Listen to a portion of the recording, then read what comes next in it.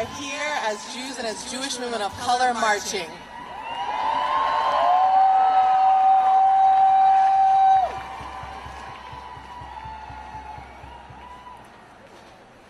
Giving thanks to the Most High God, who is good and whose mercies endure forever. Shabbat Shalom. The prophet said, we are now faced with the fact that tomorrow is today. We are confronted with the fierce urgency of now. In this unfolding conundrum of life and history, there is such a thing as being too late. This is no time for apathy or complacency. This is the time for vigorous and positive action, the prophet said, Dr. King. As a new member of the Women's March Steering Committee, I am feeling both humbled and super proud to be standing here with you, with my sister April, with all of our sisters and Jewish women of color who have stepped up and stepped out in this moment to lift up a new Jewish reality. We are here for ourselves. We are here for our families. We are here for our communities. We are here for this country. And we are here for the world. At this time, on most Saturday afternoons, I would be at a table with my husband and my children enjoying our Sabbath meal. We would be taking comfort in our traditional observance of the Sabbath. Yet today, I am standing here with you in a wave at the edge of the sea, because there comes a time when there is a need for something in our tradition called pikuach nefesh. Saving our and others' lives becomes tantamount to our comfort. We are here at the Women's March, standing with you against the longest government shutdown in history.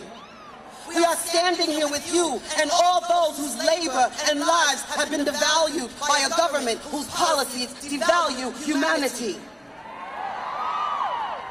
We are affirming on this day that human rights are women's rights, and that women's rights are human rights. We are standing on this platform, honoring the fact that the Women's March policy platform is fighting for changes in our government that will mitigate suffering for all of us. We are here to positively shape our future. We are standing with women who are involved in the criminal injustice system. We are standing with refugees and immigrants due to wars. We're standing with women from the Caribbean. We are standing with women from Africa. We are standing with those who have been subjugated by xenophobic laws and economic exploitation. We are standing with indigenous women.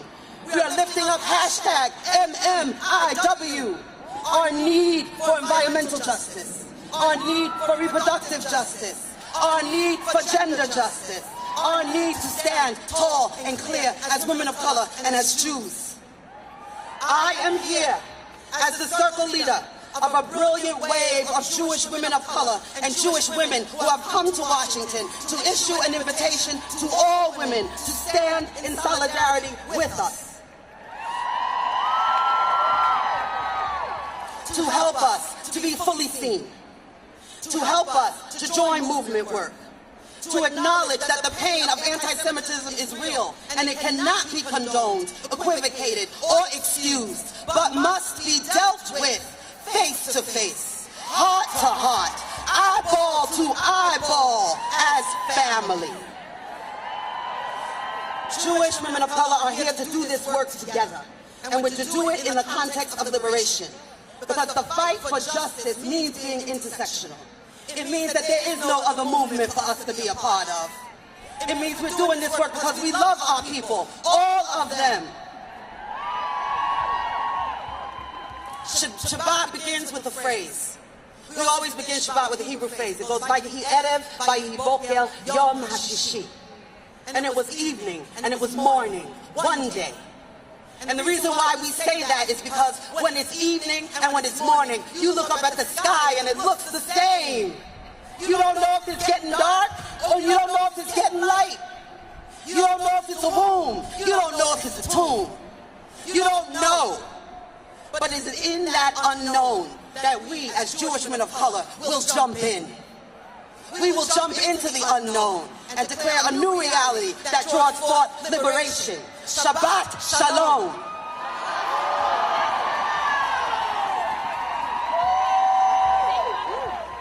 Isn't my sister Yavilah brilliant? Woo.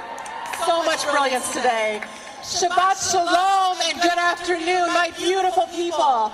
I am here, as Yavilah mentioned, standing alongside 75 other inspired Jewish women of color and a whole contingent of Jews who are present here today. I see you. What a joy it is to be here today and an honor to be a member of the new steering committee of the Women's March. My name is April Baskin.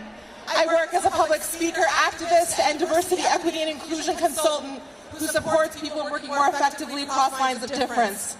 As a proud, multiracial Jewish woman of color with Black, Jewish, and Indigenous Native American heritage, I come to this work honestly.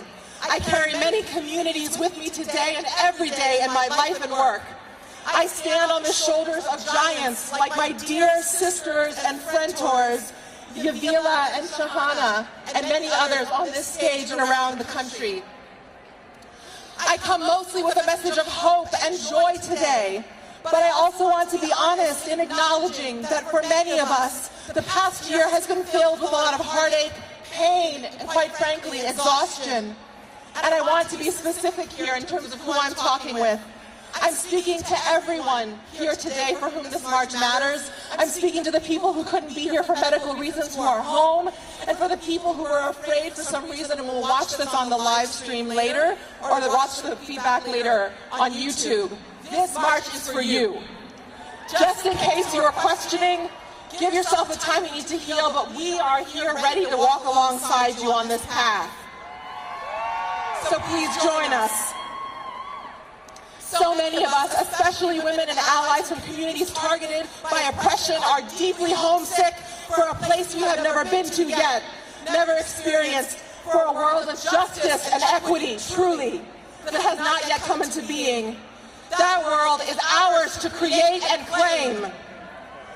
It's not only okay, but necessary to demand more than just breathing just a little and calling it life.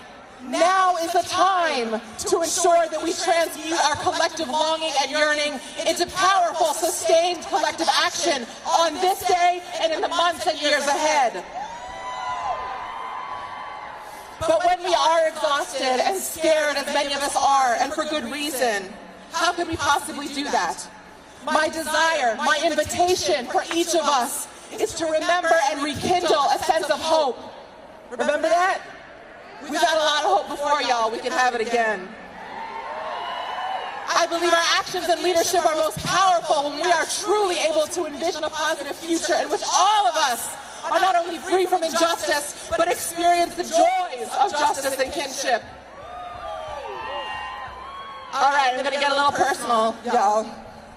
One of my go-tos for rekindling hope in what is possible is engaging in the sacred feminine practices of ritual and song.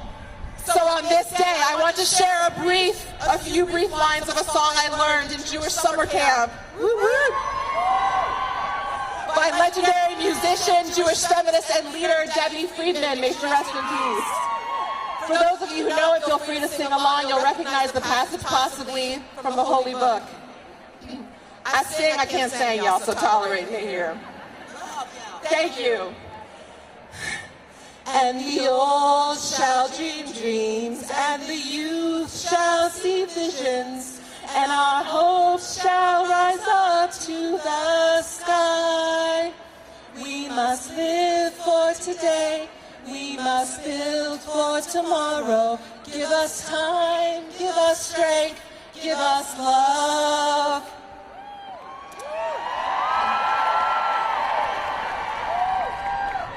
We get to call on our ancestors, our songs, and our feminine traditions to carry us through this moment. I share these beautiful, uplifting lyrics with everyone here and everyone watching this. It's critically important that we bring our full selves joyously to this work. Yavilah and I, and all of our brilliant Jewish sisters of color, and all of our Jewish sisters and allies here today, we are prepared to walk alongside you. All of us, everyone here, every single person here, all the white people here, all the black people here, all the people of color, pan-ethnically, Jews, all of us, we ain't got nothing to lose but our chains. Let's get free, y'all. Shabbat shalom.